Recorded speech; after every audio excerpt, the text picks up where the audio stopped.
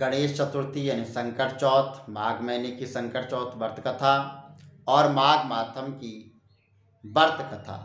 तो आज माघ मातम की व्रत कथा के साथ साथ गणेश संकट चतुर्थी की व्रत कथा भी इसी के साथ ऐड कर दी गई है।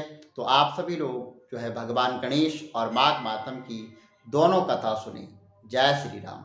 हरि ओम। अहं वंदे देव उमापते सुरग्रहं वंदे जगत्कारणं वंदे पन्नकभूषणं मृगद्रहं वंदे पशूनां पते वंदे शूरशांकवंदिनयनं वंदे मुकुंदं प्रियः वंदे भक्तजनार्तश्रीहं वंदे शिवं शंकरं करचरणकृतभ्यहं कायजं कर्मजं वः सर्वनयनजं वः मानसं व्याप्रादहं वीतं वः सर्वमेक्तं क्षमस्वहं। जय जय करुणाबंधे श्री महादेव शंभु।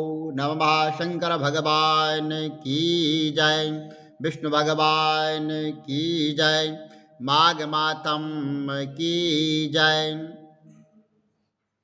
तृतीयाध्याय। तब राजा दिलीप कहने लगे कि महाराज, यह पर्वत कितना ऊंचा और कितना लंबा चौड़ा है। तब वशिष्ठ जी कहने लगे कि 36 योजन 1 योजन 4 कोस का होता है। ऊंचा ऊपर चोटी से 10 योजन चौड़ा और नीचे 16 योजन चौड़ा है, जो हरी, चंदन, आम, मदार, देवदारू और अर्जुन के वृक्षों से सुशोभित है। दुर्भिक्ष से दुखी होकर इस सुंदर पर्वत को और फल फूलों से परिपूर्ण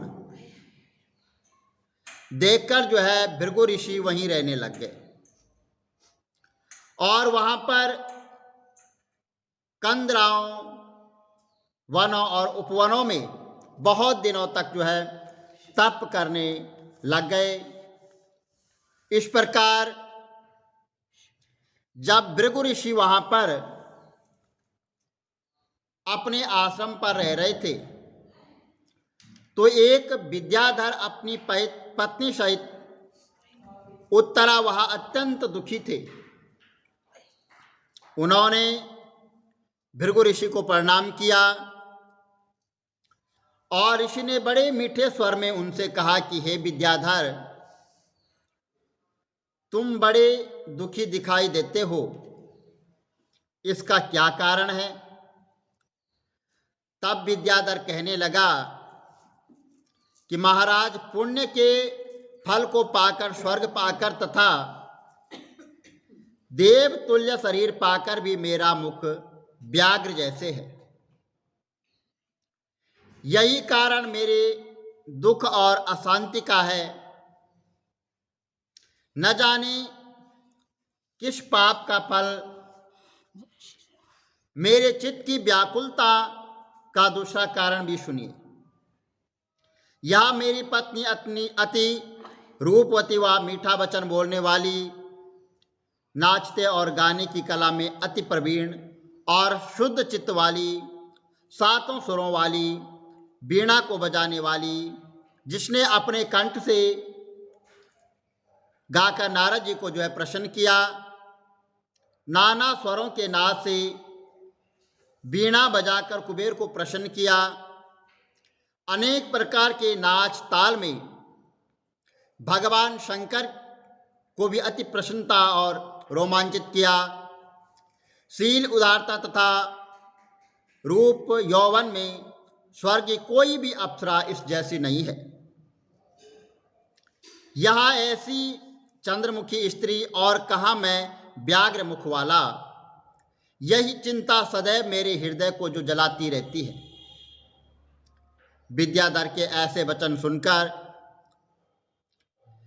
तीनों लोकों की भूत, भविष्य और वर्तमान की बातें जानने वाले तथा दिव्य दृष्टि वाले ऋषि कहने लगे कि हे विद्याधर, कर्म के विचित्र फल प्राप्त हो जाते हैं। मक्खी के पैर जितना विष भी प्राण लेने वाला हो जाता है, छोटे छोटे पापों का फल भी अत्यंत दुखदायी हो जाता है। तुमने माघ मास की एकादशी का व्रत करके द्वादशी के आने तक शरीर में तेल लगाया, इसी पाप कर्म से व्याग्र हुए हो। एकादशी के दिन उपवास करके द्वादशी को तेल लगाने से राजा पुरवा ने भी कुरूप शरीर पाया था। तब वह अपने कुरूप शरीर को देखकर दुखी होकर हिमाचल पर्वत पर देव सरोवर के किनारे पर गया और प्रीतिपूर्वक शुद्ध स्नान कर कुशा के आसन पर बैठकर भगवान कमल नेत्र वाले, पीताम्बर पहनने वाले, वनमाला धारण किए हुए तथा विष्णु भगवान का चिंतन करते हुए पूर्वा ने 3 मास तक निराहार रहकर भगवान का चिंतन किया। इस प्रकार राजा के 3 महीने के तप से ही अति प्रसन्न हो गए और भगवान माँ के शुक्ल पक्ष की एकादशी को प्रसन्न होकर भगवान ने अपने शंख के जल से राजा को पवित्र किया। भगवान ने उसके तेल लगाने की बात याद दिलाकर सुंदर देवताओं का सा स्वरूप दिया, जिसे देखकर उर्वशी भी उसको चाहने लगी और राजा सुकृत होकर अपनी पुरी को चला गया। भृगु ऋषि कहने लगे कि हे विद्याधर, इसलिए तुम क्यों दुखी होते हो? यदि तुम अपना यह राक्षसी स्वरूप छोड़ना चाहते हो तो मेरा कहना मानकर जल्दी ही पापों को नष्ट करने वाली हेमकुंड नदी में माघ स्नान करो, जहां पर ऋषि सिद्ध देवता निवास करते हैं। अब मैं इसकी विधि बतलाता हूँ। तुम्हारे भाग्य में माघ मास आज से 5वें दिन ही आने वाला है। पौष शुक्ल एकादशी से इस व्रत को आरंभ करो। भूमि में स्नान करके महीने भर निराहार रहो। सब लोगों का त्याग कर तीनों समय भगवान शंकर के स्तोत्र और मंत्रों से पूजन करो, तो तुम्हारा मुख जो है कामदेव के समान हो जाएगा और देवता भी तुम्हारा मुख देखकर चकित हो जाएंगे। तुम अपनी पत्नी के साथ सुखपूर्वक क्रीड़ा करोगे। माघ मास के प्रभाव को जानकर सदा माघ में स्नान करो। पाप और दरिद्रता से बचने के लिए मनुष्य को सदा यत्न से माघ मास का स्नान करना चाहिए। यह स्नान सदा सब दानों और यज्ञों के फल को देता है और पापों का नाश करता है। वशिष्ठ जी कहते हैं कि हे राजा, दिलीप की यह कथा भृगु ने विद्याधर को सुनाई और माघ स्नान योगों से भी बढ़कर यज्ञों से भी बढ़कर गर्जना करता पुष्कर, कुरुक्षेत्र, ब्रह्मवर्त, काशी, प्रयाग तथा गंगा सागर जैसे संगमों से मनुष्य को जो फल 10 वर्ष में मिलता है, उतना ही फल माघ मास में स्नान करने से 3 दिनों में मनुष्य को मिलता है। इसमें कोई भी संशय नहीं है कि चिरकाल तक स्वर्ग में रहने की इच्छा करने वाले मनुष्य को सदा यत्न से माघ मास में स्नान करना चाहिए। आयु, आरोग्य, धन रूप कल्याण और गुण प्राप्त करने वालों को माघ का स्नान कभी नहीं छोड़ना चाहिए। स्नान करने वाला इस लोक तथा परलोक में सदा सुख पाता है।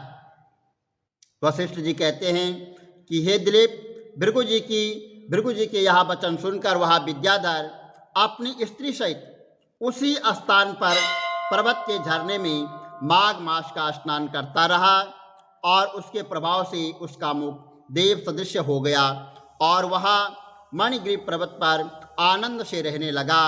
और भृगु जी भी नियम की समाप्ति पर शिष्यों सहित युवा नदी के तट पर आ गए। बोलो विष्णु भगवान की जय, माघ मातम की जय। हरि ओम महा ओम गजाननं भूतगणादिसेवितं कपितजम्बो फलचारुभक्षणं उमासुतं शोकविनाशकारकं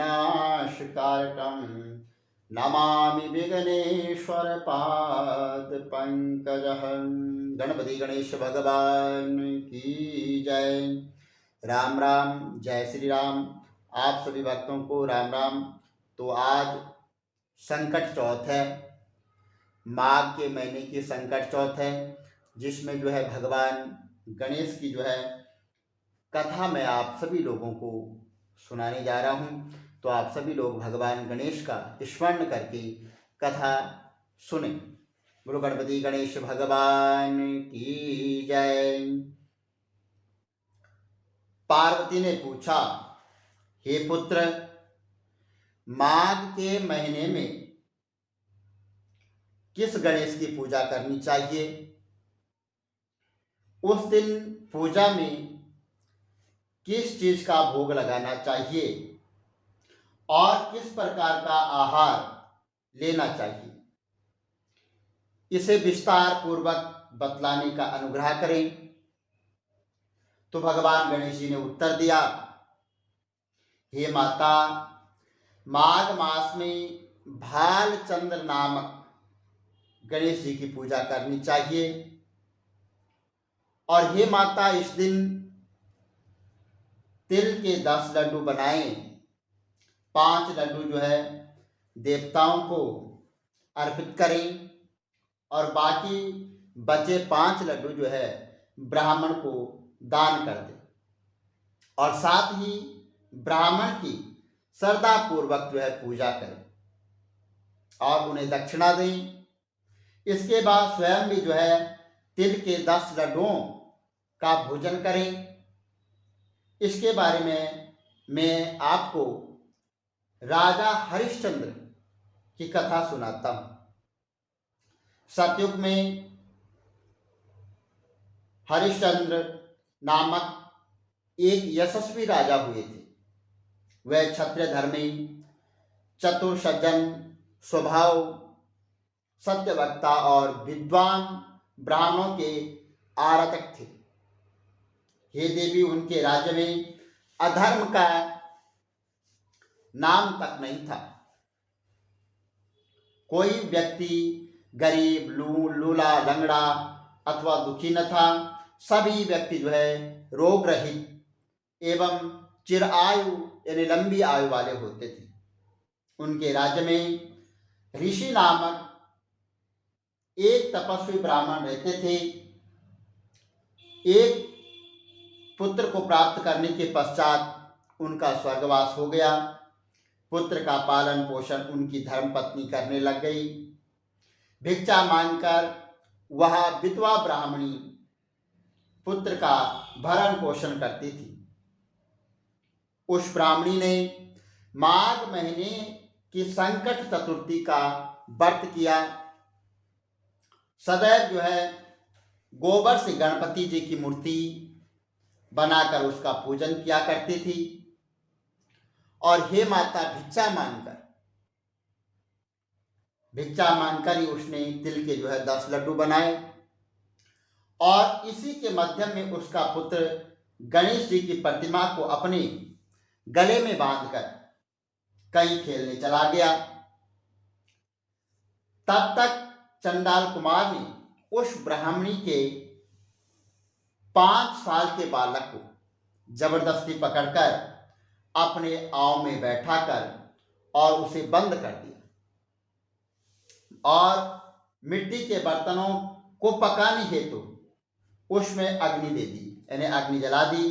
बच्चे की माता ने जब बालक को ढूंढने लग गई, जब बच्चे की माता अपने बच्चे को ढूंढने लग गई, तब उसे कहीं न मिलने पर वह बहुत दुखी हुई और वह ब्राह्मणी रोती बिलखती हुई भगवान गणेश जी की प्रार्थना करने लग गई कि हे गणेश जी, हाथी के समान मुख वाले, विशाल काय वाले, आप मुझ दुखियारी की रक्षा कीजिए। हे लंबोदर, हे विनायक, हे 4 भुजाओं वाले, हे मस्तक पर चंद्रमा को धारण करने वाले, हे दयावंत, मैं पुत्र के विरह में दुखी हूं, आप मेरी रक्षा करें। इस तरह जो है ब्राह्मणी आधी रात तक रोती बिलखती रही। और जब सुबह हो जाने पर कुमार ने अपने पके हुए बर्तनों को वहां पर वो देखने के लिए आया। जब उसने वहां पर वो आवा खोलकर देखा तो उसमें उसमें जान के बराबर पानी इकट्ठा हुआ पाया और पानी में बैठे हुए एक बालक को खेलते हुए देखा। इस आश्चर्यजनक घटना को देखकर वह आश्चर्यचकित हो गया और डर के मारे कांपने लग गया। इस अद्भुत घटना की खबर उसने राज दरबार में आकर दी और उसने अपने द्वारा किए गए दुष्कर्म को भी राजा राजा के सामने बता दिया कि मैंने ऐसा ऐसा दुष्कर्म किया है। कुमार ने कहा कि हे महाराज, राजा हरिश्चंद्र, मैं अपने बुरे कार्य के लिए मृत्यु के योग्य हूं। उसने पुनः कहा कि महाराज, अपनी पुत्री के विवाह हेतु मैंने अनेक बार मिट्टी के बर्तनों को पकाने के लिए वहां पर आवा लगाया, लेकिन मेरे बर्तन कभी नहीं पके और हमेशा कच्चे ही रहे। तब मैंने डर कर एक तांत्रिक से इसकी वजह पूछी तो उसने कहा कि तुम बिना बताए किसी लड़के की बलि वहां पर चढ़ा दो तो तुम्हारा आवा पक जाएगा। मैंने विचार किया कि मैं किसके बालक की भेंट चढ़ाऊं। जिस किसी के बालक की भेंट चढ़ाऊंगा वह क्या मुझे जिंदा छोड़ेगा। इसी डर के कारण महाराज मैंने अपनी पूरी तरह कोशिश की और मैंने पूरी तरह ये तय किया कि इस बालक को ही आव में मैं बैठा कर अग्नि लगा दूंगा। मैंने अपनी पत्नी से सलाह की कि ऋषि शर्मा ब्राह्मण का स्वर्गवास हो गया है और उसकी पत्नी विधवा है और वह भिक्षा के लिए इधर उधर फिरती है और भिक्षा मांगकर अपना पेट भरती है। वह इस बालक का क्या करेगी। मैं अगर उसके बालक की भेंट चढ़ा दूं तो मेरा आवा पक जाएगा। मैं इस घोर पाप कर्म को करके रात में चिंता रहित सो गया और सुबह जब मैंने वहां पर आवा खोला तो मुझे दिखाई दिया कि इस लड़के को जिसको मैंने जिस तरह बैठाया था वह उसी प्रकार बिना डर के बैठा है और उस आव में उसकी जान तक का पानी वो उसमें भरा हुआ है। इस भयानक सदृश्य से मैं कांप उठ गया और इसकी जानकारी देने मैं आपके पास आया हूं। कुमार की बात सुनकर राजा बहुत हैरान हुए और उस बालक को देखने के लिए गए। वहां बालक को आनंद पूर्वक खेलते हुए देखकर मंत्री ने राजा से कहा कि क्या यह बात है, यह लड़का किसका है, इसका पता लगाओ। इस आवे में जान तक पानी कहां से आया। बालक को न तो अग्नि ने जलाया और न वह भूख प्यास से व्याकुल हुआ। यह आवे में उसी तरह खेल रहा है जैसे अपने घर में खेलता है। राजा इस प्रकार की बातें कर रहे थे जिस तरह कि तभी वहां पर वह विधवा ब्राह्मणी आ गई और रोती शक्ति हुई वह आ गई और वह कुम्हार को कोसने लग गई। जिस तरह गाय अपनी मतलब बछड़े को देखकर रमती और खुशी होती है, उसी दशा से उसी प्रकार वह ब्राह्मणी भी अपने बच्चे को देखकर प्यार करने लग गई और ब्राह्मणी ने अपने बालक को गोदी में बिठाकर उससे प्यार करने लग गई और कांपती हुई राजा के सामने बैठ गई। राजा हरिश्चंद्र ने पूछा, हे ब्राह्मणी, क्या तू कोई जादू टोना जानती है या तूने कोई ऐसा धर्म का कार्य किया है जिसके फलस्वरूप बच्चे को अग्नि तो वहां छू भी नहीं सकी।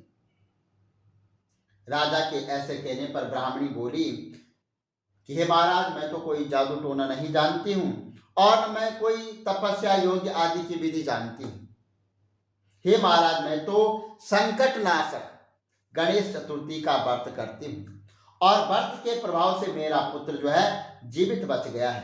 ब्राह्मणी की बात सुनकर राजा ने आदेश दिया कि मेरे राज्य की समस्त जनता इस संकट नाशक गणेश चतुर्थी के व्रत को करे। राजा ने कहा, हे पतिव्रते, तू धन्य है। उस दिन से नगर के सभी लोग प्रत्येक महीने जो है भगवान गणेश चतुर्थी का व्रत करने लग गए। भगवान श्री कृष्ण जी ने कहा कि युधिष्ठिर, आप भी इस उत्तम व्रत को कीजिए। इस व्रत के करने से आप राज्य को प्राप्त कर लेंगे तथा आपकी सभी इच्छाएं पूरी होगी। भगवान श्री कृष्ण के वचनों को सुनकर युधिष्ठिर बहुत प्रसन्न हुए और माघ कृष्ण चतुर्थी का व्रत करके निर्विघ्न राज्य का सुख भोगने लगे। बोल गणपति गणेश भगवान की जय। श्री कमल नेत्र कटी पीताम्बर गिरधरम मुकुट कुंडल कर लुट किया सांवरे राधे वरम। श्री कूल यमुना धेनु आगे सकल गोपियन के मन हरम। पीत वस्त्र गरुड़ वाहन चरण शुक नित सागरम। करत केल कलोल निस्तिन कुंज भवन उजागरम। अजर अमर अडोल निश्चल पुरुषोत्तम अपरापरम। दीननाथ दयाल गिरधर कंस हिरणाकुशहनम। गल फूल माल विशाल लोचन अधिक सुंदर केशवम। वंशीधर वसुदेव छाया वाली चल श्री वामनम। जल डूबते गजराक लीनो लंका चेजो रावणम। सप्तदीप नवखंड चौदंडवन कीनो इक पदम। द्रौपदी की लाज राखी कहाँ लोपमा करम। दीननाथ दयाल पूरण करुण में करुणा करम। कविदास दास विलास नितिन नाम जप नित नागरम। प्रथम गुरु के चरण वंदो यश ज्ञान प्रकाशितम। आदि विष्णु जुगादि ब्रह्मा सेवते शिव शंकरम। श्री कृष्ण केशव कृष्ण यदुपति केशवम। श्री राम रघुवर राम रघुवर राम रघुवर राघवम। श्री राम कृष्ण गोविंद माधव वासुदेव श्री वामनम। मत कच मारा नरसिंह पाई रघुपति पावनम। मथुरा में केशव ब्राज गोकुल बाल मुकंद जी। श्री वृंदावन में मदन मोहन गोपीनाथ गोविंद जी। धन्य मथुरा धन्य गोकुल जहाँ श्रीपति अवतारे। धन्य यमुना नीर निर्मल ग्वाल बाल शकावर। नवनीत नागर कृत निरंतर शिविचर मन मोहितम। कालादि तट करत्र कीड़ा बाल अद्भुत सुंदरम। ग्वाल बाल सब शक विराज संग राधे भामिनी। बंशी बट दट निकट यमुना मूल किटेर सुहावनी। भज राधे विष रघुवंश उत्तम परम राजकुमार जी। सीता के पति भक्तन के गति जगत प्रणयाधार जी। जनक राजा पनक राके धनुष बाण चढ़ावहीं। सती सीता नाम जाके श्री रामचंद्र प्रणामहि। जन्म मथुरा केल गोकुल नंद के हृदय नंदनम। बाल लील पतित पावन देवकी वसुदेवकम। श्री कृष्ण कलिमल हरण जाके जो भजे हरि चरण को। भक्ति अपनी भव सागर के तरण को। जगन्नाथ जगदीश स्वामी श्री बद्रीनाथ विशंबरम। द्वारिका के नाथ श्रीपति केशवम प्रणावयम। श्री कृष्ण अष्टपद पढ़त निस्तिन विष्णु लोक सगच्छतम। श्री गुरु रामानंद अवतार स्वामी कविदत्त दास समाप्तवम। श्री कमल नेत्र समाप्तवम। विष्णु भगवान की जय। शंकर भगवान की जय। भाग मातम की जय। राम नाम दिखे